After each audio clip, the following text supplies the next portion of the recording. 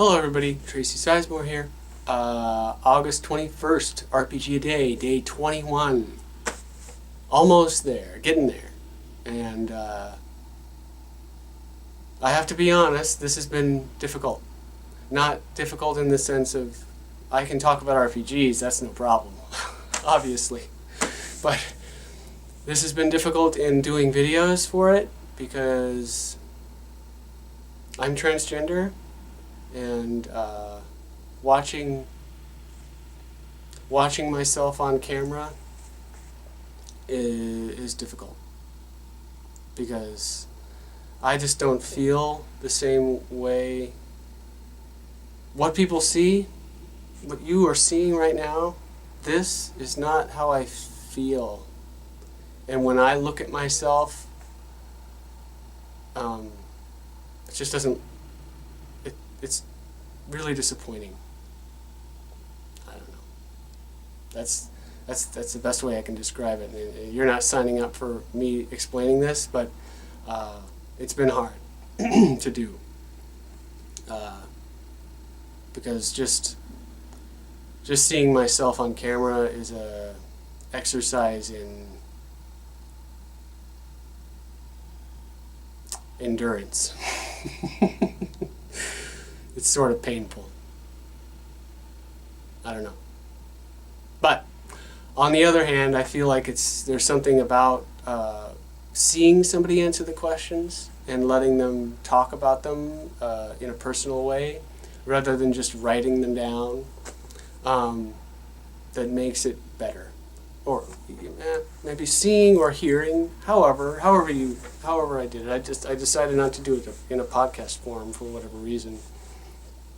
I suppose because it's a little more work to do a podcast, to set that up and get it recorded and then, figure out a platform you're going to put it on. YouTube is already there. So for now, that's why I did YouTube. Anyway, I digress. The question for the day is, what RPG does the most in the least amount of words? I have touched on this subject before. And again, it's sort of a myopic, everybody's going to choose their favorite RPG answer, and that's okay. That's what this is about, right? I only play a few RPGs on a regular basis, and it's not. I don't have a favorite. I just don't. I have things I like for some things, and RPGs I like for other things, and it just depends. Depends on my mood, I don't have favorites, as the RPG a Day question sometimes assume. So, my answer to this, and I think I've said it before, what RPG does the most in the least amount of words? Savage Worlds. This book, this is the Savage Worlds Deluxe Explorers Edition. This book is 190 pages long. It's $10. It is all you need to have in order to run a Savage Worlds game. Everything is in here. And that is the philosophy behind Pinnacle Games' work, is they give you, and this, I've touched on this before too, and this is important. Savage Worlds gives you enough to play the game, and enough room to create the game, without giving you so much that you're locked into a setting or a genre or a story without any room to play around on your own. The difference between, part of the trope of calling railroading. Okay, a lot of people will say, okay, if you want to railroad your players, why don't you just write a book, right? And that's a fair statement, right? In certain situations, when railroading becomes ignoring what the players are doing in favor of what you want to do, That's a bad thing. When railroading means creating an adventure, a structure, in you know, a linear, even a linear path through an adventure, that's not necessarily a bad thing, because the players still may have agency in that structure. They may be able to come up with their own solutions, or they may, you know, if you've done it well, they won't feel railroaded. Anyway, the point I'm making is that Savage Worlds and Pinnacle Games, and you know, Shane Hensley, who's the owner of Pinnacle Games, goes with a philosophy of less is more. And I think that that's valuable in a couple of ways. One is, if you have too much setting information, or too much adventure, too much script in what you're trying to run and what you're trying to do with a game, it doesn't become a game anymore. It becomes a lattice work of rigid structure that the GM doesn't have much wiggle room in.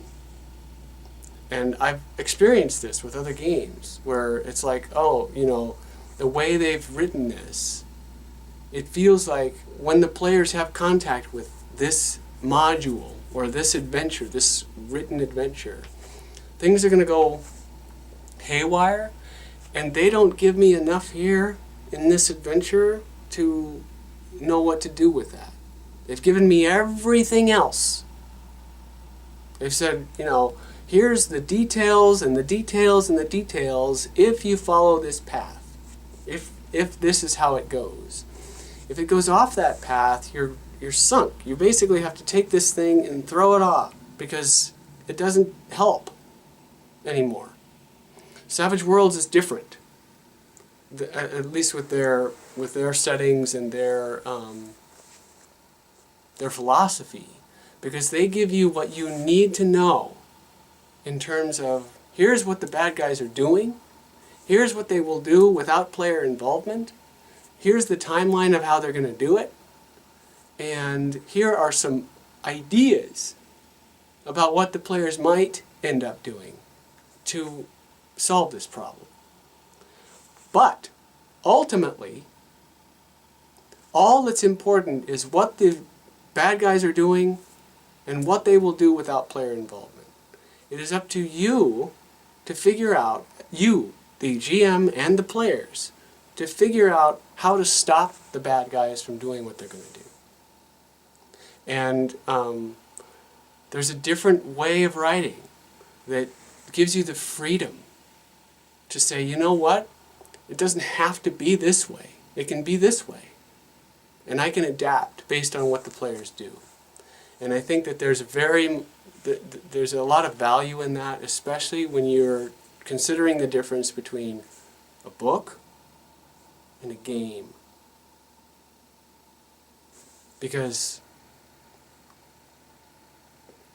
if you write an RPG like a book, you have to be careful not to tie players and GMs into too rigid of a framework. And Savage Worlds doesn't do that. Their whole thing is, no, this is a game. Let's find out. Let's discover it together, what it is.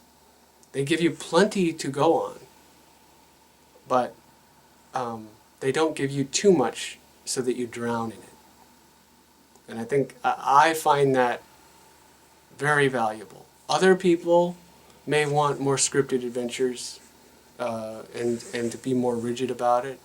But in my GMing experience, and this is partially why I write my own adventures most of the time, is because I know my adventures so well that if players have crazy solutions to things, I'll know what to do.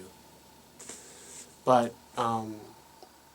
my experience with running scripted adventures for other games is the players are going to wreck that adventure. And then all of a sudden you're off script anyway. And a lot of them don't give you any kind of hint about what to do when that happens.